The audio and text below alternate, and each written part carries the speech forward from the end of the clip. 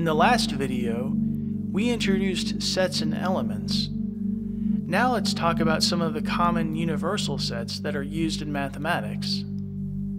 A universal set is a set that contains all possible elements and sets. The letter U is frequently used to notate a universal set. A common way to demonstrate a universal set is with a Venn diagram. In this case, we have two overlapping circles representing sets A and B. Notice that the universal set contains everything in the entire diagram and includes sets A and B, as well as all elements that are not contained in sets A or B. There are several common universal sets that we will use in these videos.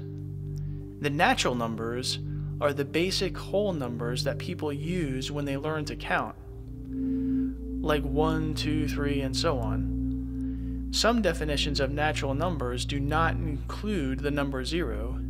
For these videos, we will include 0 in the set of natural numbers. The set of natural numbers is notated by a stylized capital N. The set of integers includes the natural numbers, but it also includes negative numbers. The set of integers is notated by Z. If we want to specify only positive integers, we just add a plus sign after the Z. If we want to specify only negative integers, we add a minus sign instead. Remember that 0 is neither a positive nor a negative integer, so it's not included with either the positive nor negative integer sets, but it is included in the set of all integers. So far, all of the sets have included only whole numbers. What if we wanted to add fractions?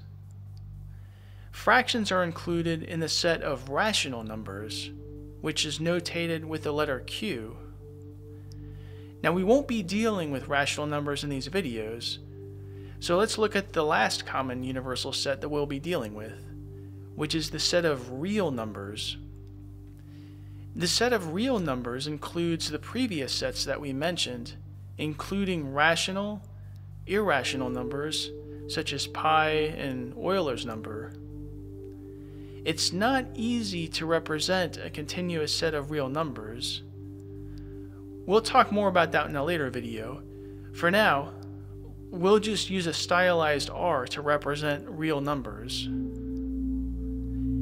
Now that we know the common sets along with their notation, we can use this to define new sets. For example, we can easily define the set of all even integers. Here we have an x such that x is equal to 2n, where n is an integer. Since any integer multiplied by 2 is even, this defines the set of even numbers. Notice that this is just another way of saying this. If we wanted to define the set of all odd integers, we can just add 1. Twice any integer plus 1 is always odd. This was just an overview of some of the common universal sets.